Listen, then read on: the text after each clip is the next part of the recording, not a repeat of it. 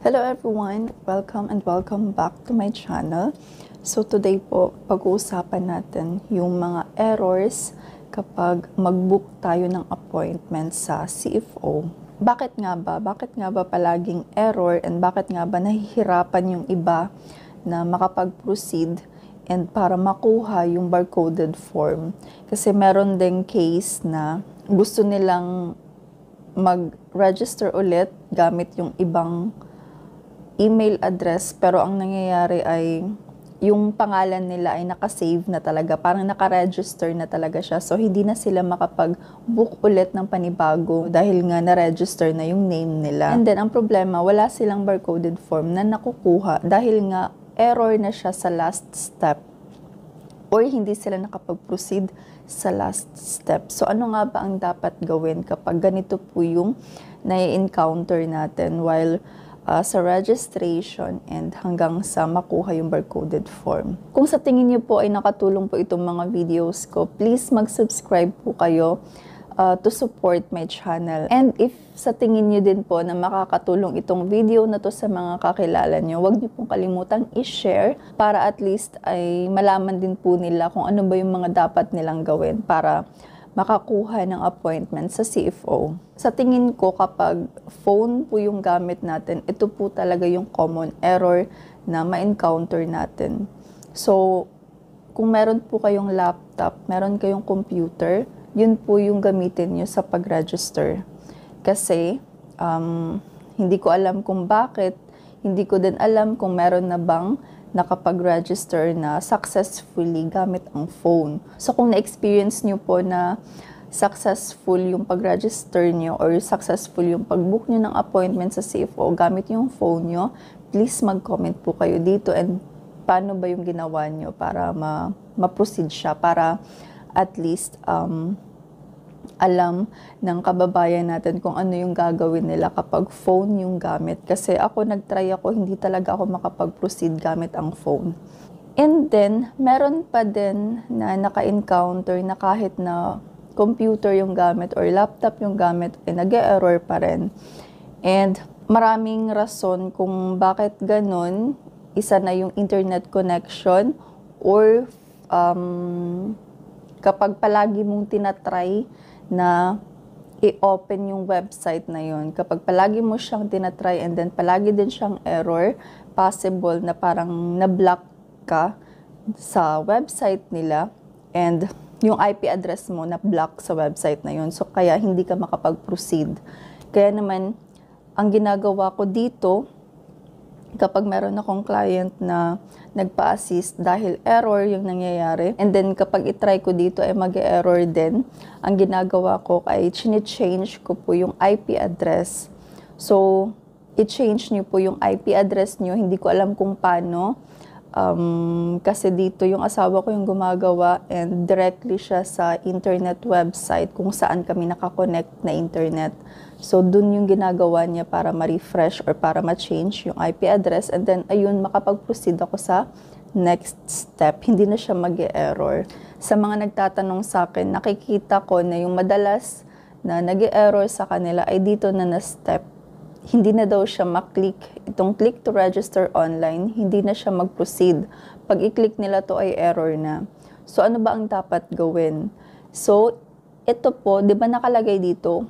Or, copy and paste the link below in a browser to register online. So, itong link dito, i-copy nyo po and then mag-open po kayo ng panibagong browser. Kung Chrome man yung ginagamit nyo, then mag-open ulit kayo ng panibagong browser and then itong link na to, i-copy nyo po and then i-paste nyo po sa panibagong browser. And then, pag i-open nyo po yan siya, eto na yung makikita nyo. So, kailangan nyo nang ilagay yung email address na niregister nyo. So, kapag successful na na-register yung pangalan nyo, mag-open po ito doon sa registration form na kailangan nyong i-fill up. Meaning, ito na po yung last step. Kailangan nyong mag-fill up dito. Lahat ng information, kailangan nyong ilagay. And then, sa baba po, meron pong save. And then, i-click nyo po yung save. And after nyo maklik yung save, merong mag-appear na kailangan nyo siyang i-close. I-X nyo lang siya. I-click nyo lang yung X. And then, balik ulit kayo doon sa pinakababa, doon sa may save. And makikita nyo po doon yung print barcoded form. So, i-click nyo po yun. And then, pag-click nyo yun, ito po yung makikita nyo. Makikita nyo na yung information dito, yung appointment details nyo. And then, dito sa gilid, meron ditong print barcoded confirmation form. So, kapag i-click nyo po ito, makikita natin, ma-save siya yung file. Ma-save siya dito and at the same time ay mag-send ng confirmation ang CFO sa email address natin. And yung confirmation na yun, naka-attach na doon yung barcoded form. So for example man na hindi tayo makareceive ng confirmation email from CFO, eto kapag i-click nga natin to, masisave na to siya sa documents natin. Yung PDF file ng barcoded form, kung saan yun po yung ipapaprint natin and yun po yung ipapakita natin sa CFO during our appointment date. So, kaya usually nag-error siya sa phone kasi nga feeling ko itong website na to ay hindi siya kaya ng phone ba? Kailangan computer talaga ang gagamitin para mag-proceed sa steps hanggang sa makuha nyo yung barcoded form. So, yun lang po yung ginagawa ko. Yun po yung may advice ko sa inyo kung palagi pong nag-error and hindi kayo makapag-proceed sa registration and also sa pag-fill up ng registration form and then hindi nyo makuha yung barcoded form. Ganun lang po yung ginagawa ko ng mga steps. So, itry nyo lang po yun or itry nyo din po na restart yung computer nyo, itry nyo po na gumamit ng ibang browsers, and for example, hindi pa rin talaga siya mag-proceed. For example, nagawa nyo na lahat yung sinabi ko sa video na to, and then ganun pa rin ang nangyayari, so better na magtawag na po kayo sa CFO kung saan man kayo na office gustong magpa-appointment. Tumawag po kayo sa kanila and sabihin nyo po yung concern nyo about sa errors na na-encounter nyo para mag-guide po nila kayo, ma-advise nila kayo kung ano bang dapat gawin. And ayun.